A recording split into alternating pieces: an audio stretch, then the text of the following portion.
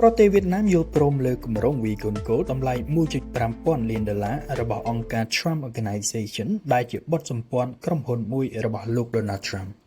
ប្រព័ន្ធផ្សព្វផ្សាយរដ្ឋរបស់វៀតណាមបាននិយាយថារដ្ឋាភិបាលបានអនុម័តសំណើចំនួន $1.5 លានដោយអង្គការ Trump និងដៃគូវៀតណាមរបស់ខ្លួនដើម្បីសាងសង់ទីលាន Vegan Gold សន្តាគារនិងគម្រោងអចលនទ្រព្យនៅក្នុងប្រទេសអាស៊ីអាគ្នេយ៍មួយនេះ